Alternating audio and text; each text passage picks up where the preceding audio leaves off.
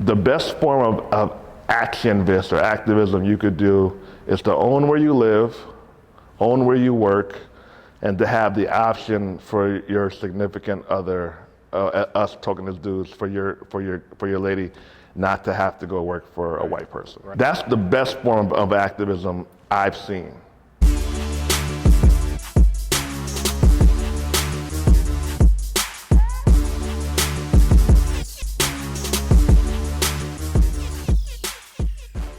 This is the Oglesby and Scott Show. My name is Charles Oglesby, also known as Todd Millionaire, founder and director of the Todd Capital Investment Club, the Todd Capital Options Community, and the best-selling Options on Demand course. We got a special guest today, none other than, I don't even want to introduce him because you guys know who he is. Everybody knows Andre C. HATCHETT in the building. Welcome to the show, man. What's up, Pimpin'? I think this is what, like episode number 4 that we've done before? 400, 500. Yeah. We've done a lot of formal episodes and just collaborations together. Right. Always a pleasure, Pimpin'. Man, thank you. Andre is probably one of the most supportive people that I know, one of the most pro-black people that I know. So it's just kind of cool to always pick his brain and see what makes him tick. So you give the people an introduction of who you are these days, because I mean, you've evolved so much. Like, yeah, who are you now? I'll take that. Thank you for the intro. You gave me a pretty good one. So 39, hardcore entrepreneur, hardcore black man. Try to uplift and support and encourage our race when I can, especially geared towards our gender. Haven't had a job in 12 years now. Been job free for 12 years. The only career I ever had was working with special needs children, but my notary company got me out of the full-time workforce, and now I've taught probably 20,000 plus people how to do the same thing. Real estate investor. 20,000. Yeah, I think over. I get a message every day with someone saying that they did some amazing stuff. So real estate investor, vending machine partner with you, and investor in Detroit with you. we made a lot of money together. The cool thing about Andre is like, with real estate it takes time, and so I tell people, like, people ask like, what's going on with the rentals? Like, they're renting. Like, what do you expect them to do? Andre just knows like the process works the process, and so by being patient, by being understanding, by working the process, now all of our homes is amplified in value. So like things we were buying for like 10 grand, 20 grand is now worth 2, 3, 4 times what we paid for. Yeah. And that's only in 3 to 4 years. So it's like, what happens if you continue to hold these for 5, 10 years? Just hold on to them. Dude, we got a lot of options there. Yeah, I mean, if you could put in $500, $1,000, $2,000 and have it sit there for years and get some rental income, smidgen of that, add that up with some equity, add that up, 5, 10 years, you got something going on there. So I appreciate you for even doing that and getting us involved in that Detroit market. So one thing that I noticed about Andre, this is probably the 3rd time I've seen him in the past 3 weeks. Yeah, I'm seeing you all over the place. He always has the attire on. What's your goal? I mean, what motivates that? This is Diano. Shout out to Diano. We'll take a sponsorship if you would like to give one. It fits me well. It's black owned, and it works. Yeah. And my lady likes it, so I wear the Diano a lot. Is that like traditional African? And if it is African, is it from like a particular country in Africa? They're registered. They're located in Pennsylvania. Okay. I don't know their background, but it's African enough for me. Yeah. So you buy it online? I buy it online. Yeah, I wanted to ask, where can I get a shirt like that? Yeah. I like that. I also like those long kind of like, what do they call those? I don't know what they call them, but those are nice too. I want to get some of those. I know what you mean, like the dashiki style joints. Right. Yeah. Joints are fly, man. Joints are fly. So you recently launched your podcast. Not recently, you relaunched your podcast. Yeah. And you've been going heavy in it this time. Like I've been noticing, like, I think you've done a few episodes in the past, but now you're like in season 3. Yeah. The cool intro. What's the motivation behind the podcast now? A lot of people I know who are making over $1 million a year had a podcast. Yeah. Or they had a consistent YouTube presence, or even $500,000 to $1 million up. One of them being you. So I was like, okay, what are these guys doing? And they all had a podcast, or most of them. So I was like, all right, I'm gonna do it. And it allows you to get your thoughts out. It allows you to bring on dope people who might not be public figures per se, but they have a dope story. Mm-hmm. You're always learning, and it's an ongoing, consistent commercial for your other work. Because you can share stuff and say, hey, sign up here, which is great. It works. You need to sell, but the podcast sells for you indirectly. And I think it's really fun. So I'm all in on the podcast game. Shout out to Rick Mathis, who helped me produce a bunch of episodes, my man. Yeah, shout out to Rick. So what have you learned through your podcasting experience this time that might have been different than the last time? In-person podcasting is work. Really? Yeah, in-person podcasting is work. You have to get the people, you have to get the times, you have to get the location, you have to get things synced up, you have to get a change of wardrobe, you have to get food, you have to get water, you have to rest your voice, because I shoot like 4, 5, 6 in a day sometimes, so I have to rest my voice sometimes the day before, and the edits are key. Yeah. Which clips are you going to use to promote, to kind of streamline into the next episode? When are you going to launch each episode? It's work. Yeah. It's work, but it's a lot of fun and very rewarding. And here's the thing about it, it's worth it because they never die. They never die. It's never going anywhere. True. I get sales from podcast interviews I did 2, 3, 4 years ago. Yeah. Because it's just there. And even though podcasts are becoming more popular, it's still not there yet. And it's become a great social circle thing. I mean, like every time I do a podcast, like we're hanging out afterwards. Right. When I say us, I mean like 10 of us. People fly in to do your show. I didn't know that. People would fly in to do your show. Yeah, I didn't know that either. I was like, whoa. Experienced that a few minutes ago. I thought that was really humbling and honoring. So, yeah, those are things that I learned. It's interesting, the networking effect. I feel like when you have that conversation with somebody, you get a deeper bond. Totally. Deeper than if somebody just slide in the DMs. Everybody slides in the DMs, they ask questions, but if they get you on your show, a perfect example is the person I have helping me do my video content. I was on his podcast. Out of all the people that hit me up to want to do I got hit up by like 50 people who were like, I'll shoot you. Oh. I already had a connection. I already had a conversation with him. Because you were on his podcast. I was on his podcast. It was a no-brainer. I was like, why wouldn't I pick this guy? Like, it doesn't make any sense not to. Shout out to you. What's your name again? J.R. Lee. Shout out to J.R. Lee. Yeah, so he has his own podcast. It's the Fly on the Wall Show. Check it out. He has some really, really dope guests. And podcasting is a hack. I'm just happy that we get this. We have so many hacks that are available to us these days. Podcasting, social media, like all of it's allowing us to level up our life if we take the right approach and we use it properly. Yeah. Not just out here creating nonsense. Church. You have a cool intro. I'm trying to figure out how to like do all the cool YouTube stuff. How did you get your intro created? For the podcast? My man Peter. Okay. Peter, I sent him some clips, I sent him some pictures, and I have a friend who's a rapper. Shout out to my man Jeff, still Leon, at a newer show. I was like, yeah, Jeff, can I use this song? He was like, yeah, sure, I'd be honored. So he gave me the song.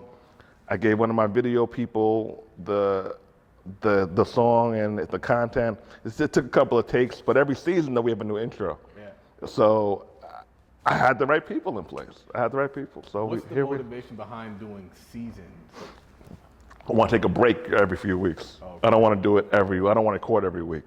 So, and it gives me time to think. I like it.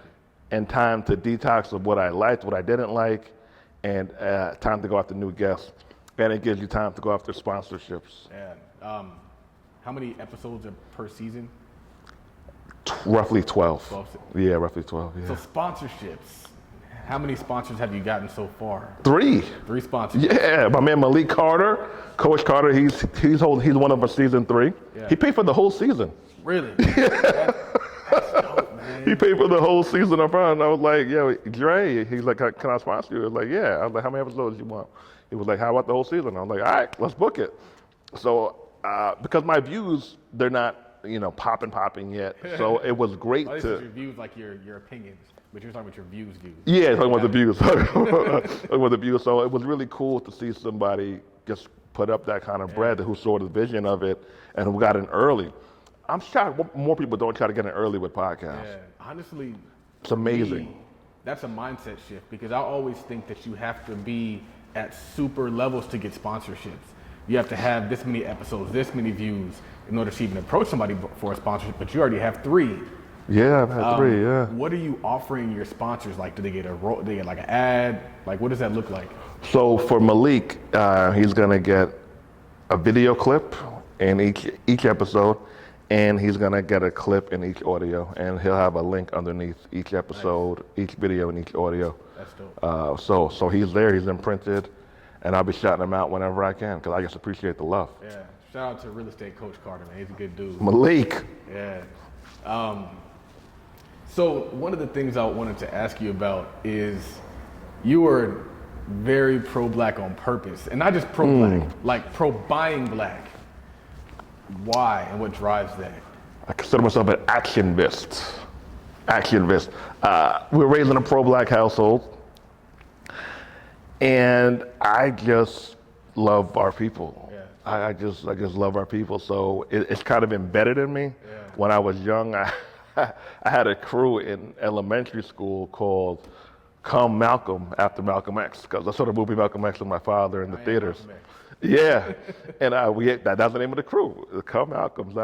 So it's just part of me. I saw the movie Panther, not the newer Panther, like the movie about the Black Panthers when I was a kid, also in the theater with my father. So I've just had a pro-black influence as a kid, and it just stuck with me.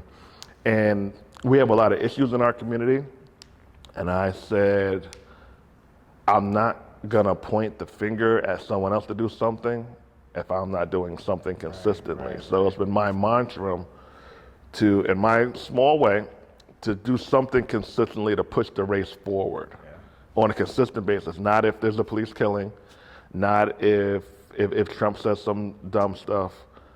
I'm gonna do something consistently to push the race forward. And I was doing it before it was popular. Rick knows. It's funny, right? 7, 8 years ago, we would get called racist by some of our own people for being so pro-black, which was the wildest thing ever. Well, what if they did that? What if that was called by white NYC? I was like, it's called the Yellow Pages, man. So it took some work, but for me, and shout out to my man Boyce Watkins, people like us, we were just throwing out our messages. Some of them landed, some of them didn't. And now it's the norm for a lot of us. We don't feel guilty about saying I'm pro-black, I'm buying black. Somebody has to be the trailblazer. Somebody has to get called names. Someone got to do it. To make a change. Someone got to do it, and I'm proud of where we're at as a race. We made a lot of improvements in the past few years as a race, a lot. Yeah. Hopefully we continue the steps forward. It's interesting, I was talking to one of my friends, and he wrote a book, and he was like, do you know Andre Hatch? I was like, yeah, I know Andre Hatch. He was like, he bought my book. And I was like, that's interesting because, like, it's not somebody that you know, it's just somebody that you saw out there who's trying to do something. Yeah, that's kind of, that's what I do. I was going to ask who the guy is, but I probably might not even know him by name. But if you're black and I see you, I probably buy your stuff. I think that's important. Yeah.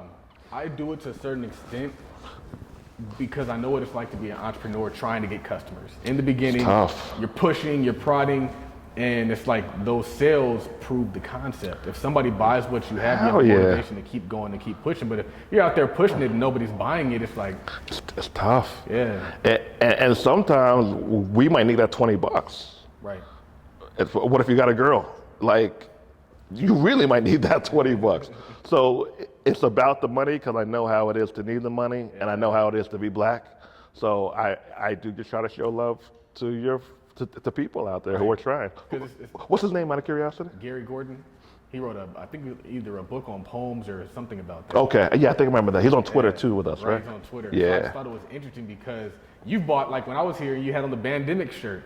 I was like... Your shirt, yeah, that's right. I was like, I didn't know he bought that. That's cool. I think that is a principle as a community that we should adopt, where it's just like, just supporting you because I see you out there trying to do something. Like, we can all point at what people should be doing, but when you see somebody doing something, like, at least support them, at least help them. To me, it just feels good too. It honestly just feels it feels like I'm doing what I'm supposed to be doing. Right. And that residual effect, maybe he might have had more confidence to go out there and sell more books. I've had that conversation with people in your group, with people who might not have had that gumption, but me getting on a session or two and calling them out, they made some sales. And that's a residual effect that hopefully they carry out through their lives. Yeah. You mentioned Dr. Boyce Watkins. My man. You've also been connected to a lot of other really prominent people. Yeah. How did you maneuver that? How are you getting in the room? How are you making those connections? I've met a lot of people before they became ultra prominent or popular, and I just try to be nice to people, offer them some food, offer before I ask, buy them some food, intern. So I've been making six figures carrying around people's boxes and stuff, things people wouldn't normally do if they were at a certain level. I just did it. I just said, Rick's been there. Holding the doors, making sure people got their seats. So just try to just get in, learn, and get minds on the back end. A lot of people, they want to connect with someone and they want to get what they want to get, and they don't want to connect with people who are here. They want to connect with people who are all the way here already. But right here people and lateral people, you can get a lot done with.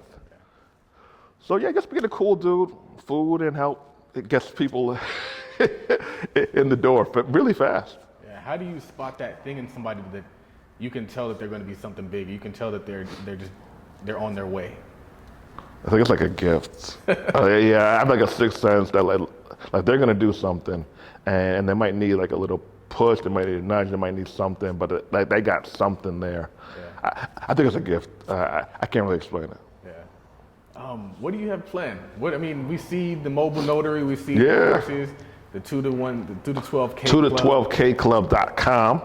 What do I have planned for the future? So I've gotten better in the past few years of enjoying the moment. I was always so focused on the next thing. Like what am I gonna do next? What am I gonna do next? And I just decided to slow my brain down a little bit, go all in on what I currently have going and figure out the next thing later. So right now I'm enjoying the moment. I'm enjoying the progress. I'm enjoying the growth for my online platforms. I don't have to do all the teaching anymore. People I train now come back and they teach. Yeah. So that's really cool. I have staff who gets paid weekly. That's really cool. I'm enjoying life. Yeah. I'm enjoying life, but I'd like to get married. I guess that's the next thing. Can I come to the wedding? Can you be in the wedding? Yeah, dude. Yeah, we'll be in there. Maybe we'll do it here. Yeah. I like it. Yeah, I'd like to get married. Let's get married. So hopefully 2022. That's the next thing that I have planned outside of what I'm currently doing now. The 2 to 12K club. I always see it. Yeah. Like, what is this? Like, I'm kind of confused. What is the 2 to 12K So club? those are for people. So I wanted numbers for a domain name. Why? I read it somewhere that numbers help convert better. I don't remember where it was, but I saw it somewhere. I was like, okay. And so I surveyed the people who were, the group was called the All-Inclusive Group, which is cool, or the All-Inclusive Package, which is cool. So basically it's for people who get every notary course that we have on our platform. And I was surveying them, and I was like, and I would look at the people who made, on a lower end, they were at $2,000 a month, higher end around $12,000 a month. So I was like, let's call it the 2 through 12K club. So if you're in here, you need to be making at least $2,000 a month, $500 a week. If not, I'll take it personal. Even though you're paying me, I still take it personal. I need you to succeed. Higher end around 12,000. Some people more than that, but I don't really want to promote it because it's not happening all that often. But around that 10, 12, 14 grand a month, that's happening. So so I buy domain names for ideas quickly to see how it looks and how it feels. And the domain name was available, 2 through 12K club. So I got it. 2 dash or 2 through? 2 through. Got it, the word through. Through. Okay. No, the dash. Two The dash. Yeah, 2 dash 12K club.com. So it's available. So I'm running with it. And it looks good on my flyers and it looks good on my video clips, 2 through 12K club. Yeah. It rolls off the tongue better than the all-inclusive package. There's less wording. So the 2 through 12K club, it is. So they buy all the courses. Do they also subscribe to that group too? They subscribe to the group, and that group offers me doing bi-weekly coaching sessions with them. So some people, they need somebody on top of them to make sure that they act. Yeah.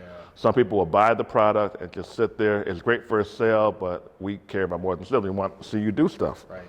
So that's for the people who just need me yelling at them every 2 weeks. And then you also have a mentorship program too, right? Yeah, it's pretty dope. Yeah, and it's a similar concept. Similar concept, but that's not just notary stuff. What we just went over is for the mobile notary business. This is for personal development stuff, similar to what you got.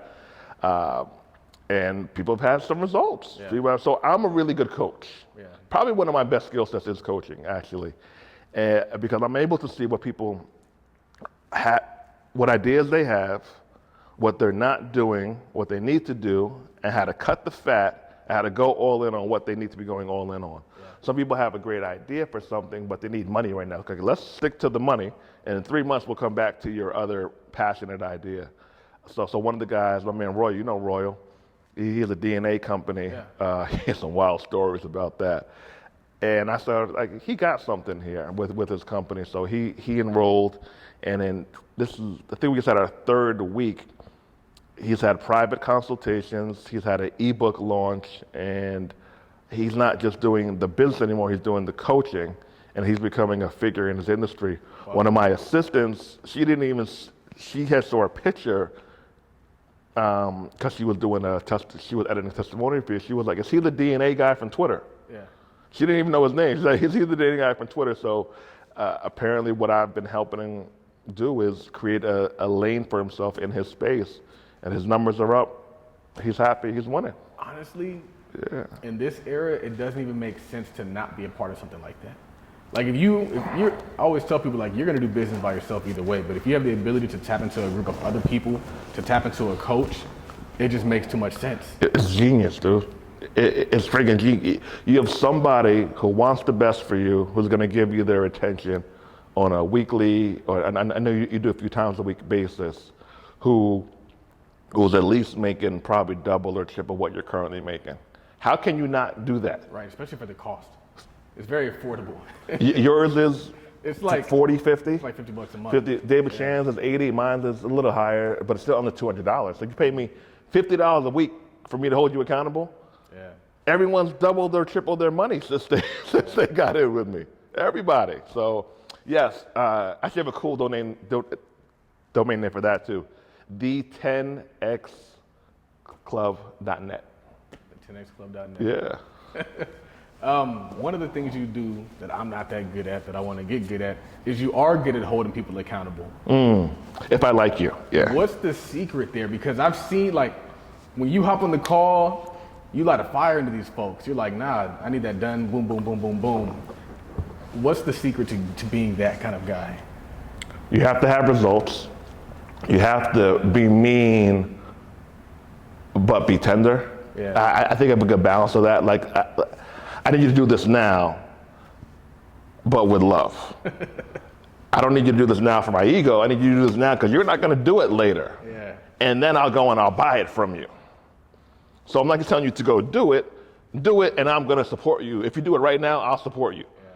So I'm a natural motivator. I'm like a pretty good big homie. They might say now these young guys like Gene and Xavier, they call me OG. I'm like, damn, I'm OG. They call you OG. They call me OG. That's like my name. So and shout out to them. They're great guys who we always hang out with and do work with. So that's my nature. That's always who I've been. Even when I was coming up, I have younger cousins, and I kind of pushed and mentored his friends and my sister's friends. I'm that motivational, get in your face, slightly annoying, but in a good way, dude. And if I like you, I'll just hit you up and see what you're doing and make sure you're on it.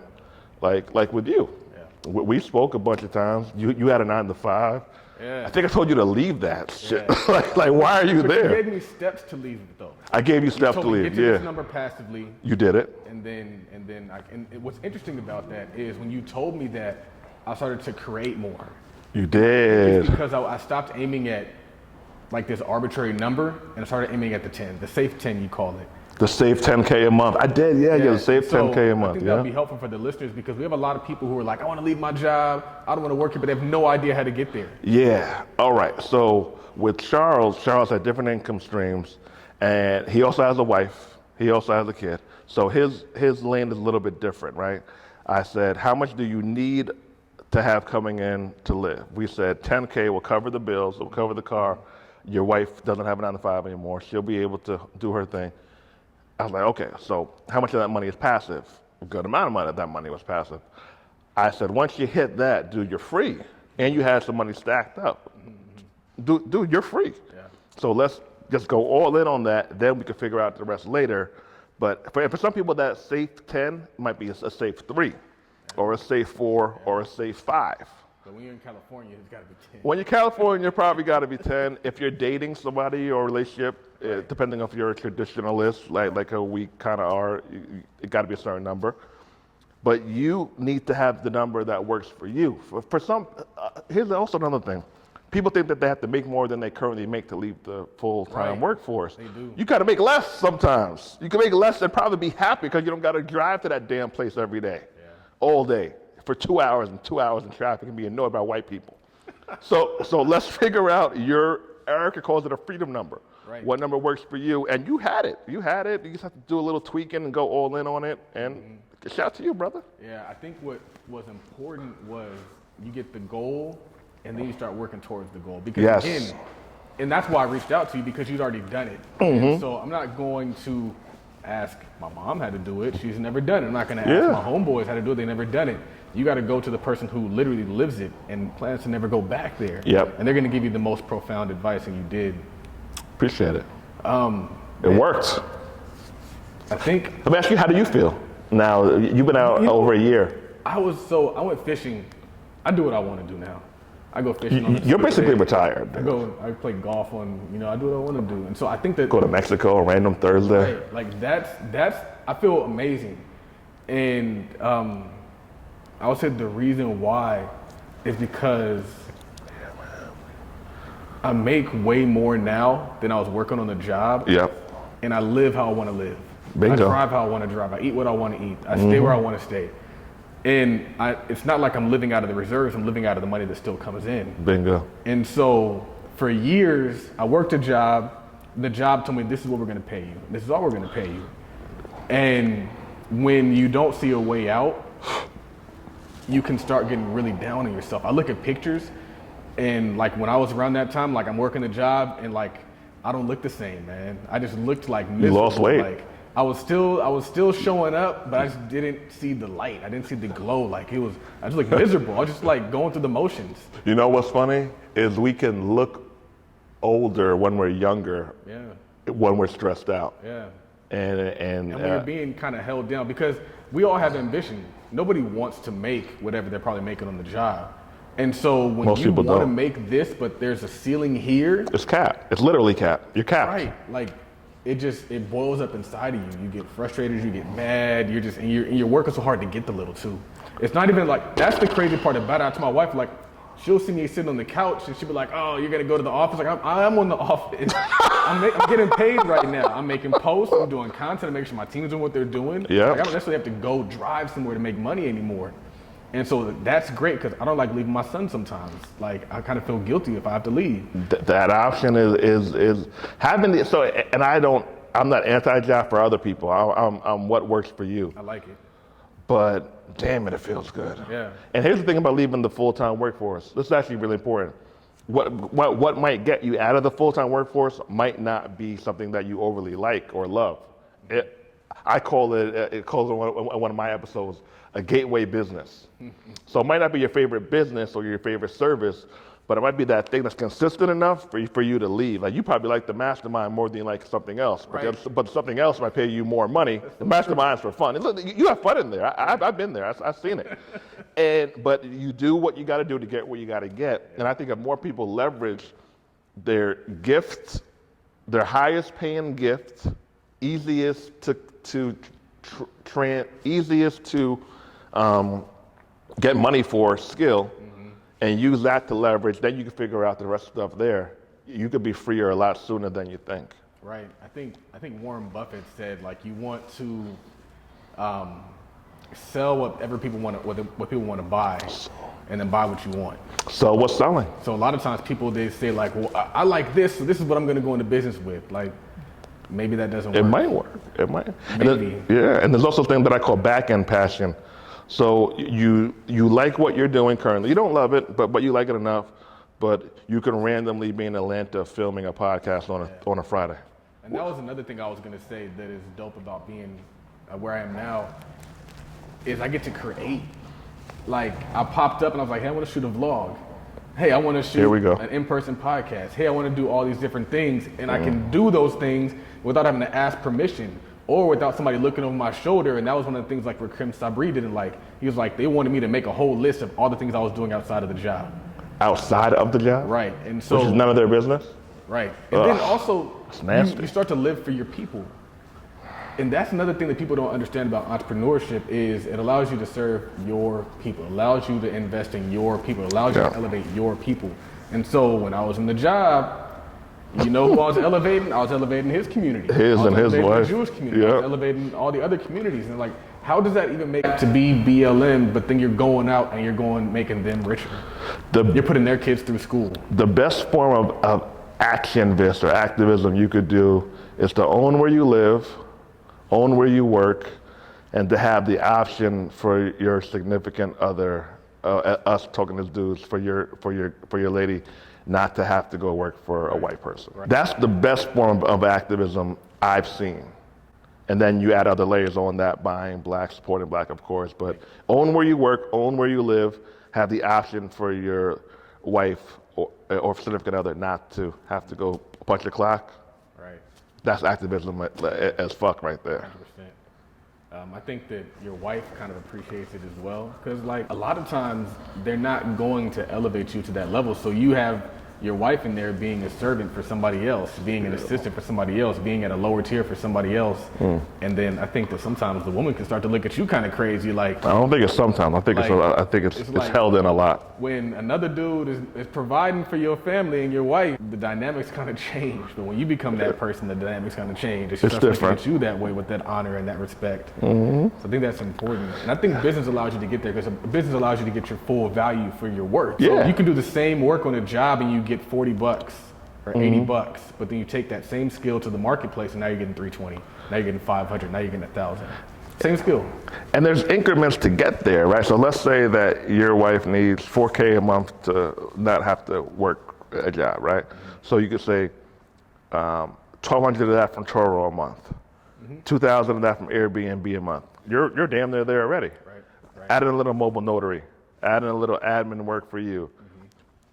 If you resell stuff on eBay, you could be there. Right. So when people hear this conversation, sometimes they get offended, but I'm like, dude, I didn't say today. I just said incorporate it into maybe like even a 1 to 3 year plan, 3 to 5 year plan. Yeah. But even when I was single, I was always thinking ahead. I was like, damn man, what if the boss comes at her crazy? What if I'm gonna say, all right, honey, we gotta pay rent. Or I'm gonna say, all right, now we can't go out to eat every day next week, but you can quit as long as we are on a system. Yeah. I always want to have that system in place. One of the cool things is my wife is looking to buy. We're in the process of buying a franchise. Oh, dope. And it's something that she wants to do. That's lit. Which one are you able to say? You want to wait? Off air. Okay. But what's cool is that like she's actually like focused. She's determined. She's on these conference calls, and I haven't seen that in a while from her because she hasn't worked in 2 years now.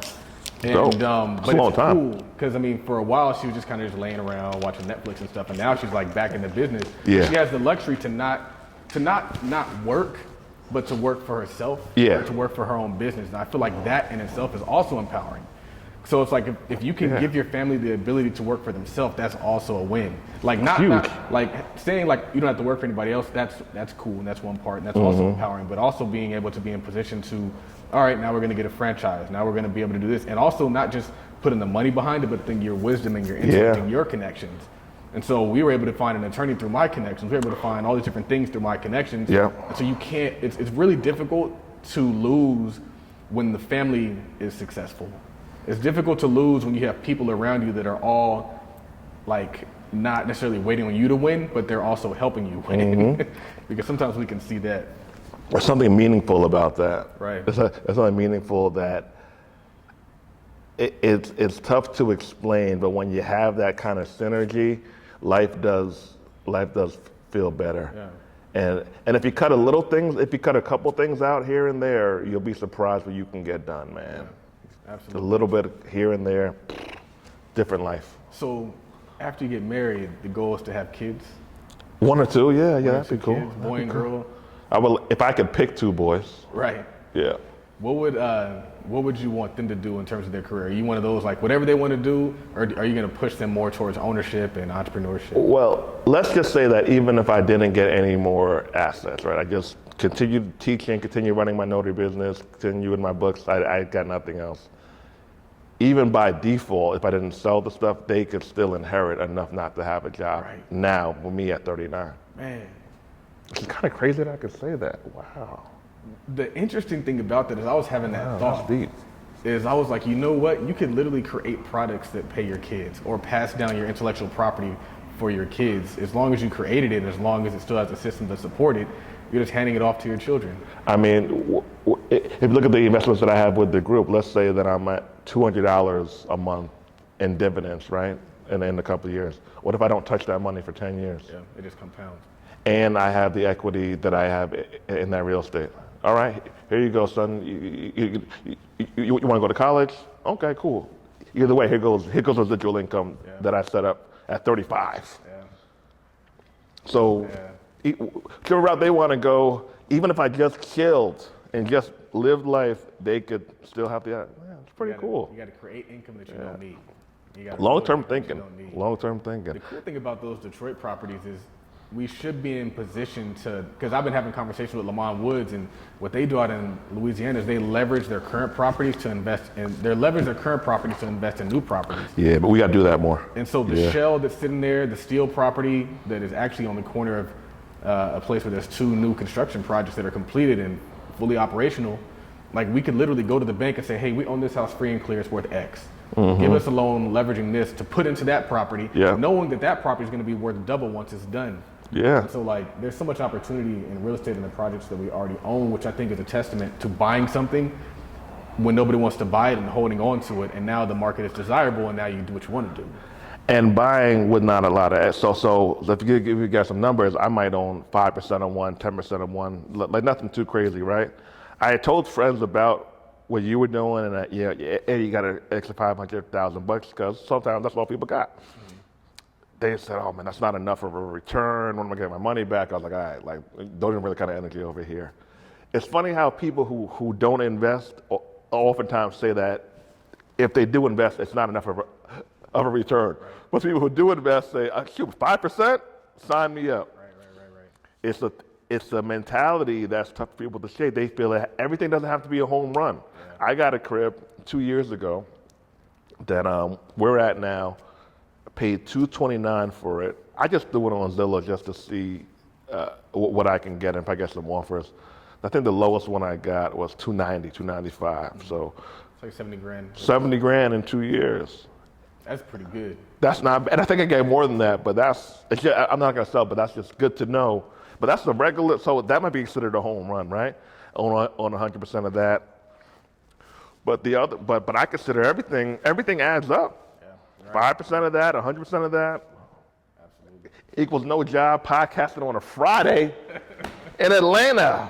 No job podcasting in Friday. So with that, we're gonna head into the wrap. With sneakers on. With no socks. And sneakers and no socks. Man, thank you for the interview again. Thank you, brother. Questions that we ask all the time. Let's do it. The first question is, who is somebody that you look up to and why? Who's somebody I look up to? Why? I'm going to give a different answer than I usually do. My brother Warren, he's one of those guys, shout out to brother Warren, he's one of those guys who is a 9-to-5er, but Warren, hope he doesn't mind me saying this, he's been going hardcore at his 401k since he started his career. He got some money in his 401k, and he's getting married next year. And we were going over some options and what he should spend money on, what he should spend money on in terms of his future. And I said, damn, man, like you've done well for yourself. So I respect people who know their lane, but who go all in on their lane. Mm-hmm. And now we were talking about some Turo stuff, because he doesn't want to run a business. He's not self-employed. He's going to work, retire, but he wants to invest. So shout out to brother Warren for knowing who he is and going all in on what he currently did or is doing, and now he has options to have his money work for him, and he can work his 9-to-5, and I'll help him manage other stuff. What does wealth mean to you? I probably said this answer before. Helping out family, owning where I live, time freedom, option for my significant other not to punch a clock, good food, healthy food, buying black, going to a beach once in a while. Now, I think I'm wealthy. I feel wealthy. So my life now, even though I might not be there for some people number-wise, but bills are paid, family's good. I want to say none, but no overbearing financial worries at this current moment. And I've had those before. So when you had them before and you appreciate, that's why I'm enjoying my space of life right now, where I'm slowing down and appreciating stuff.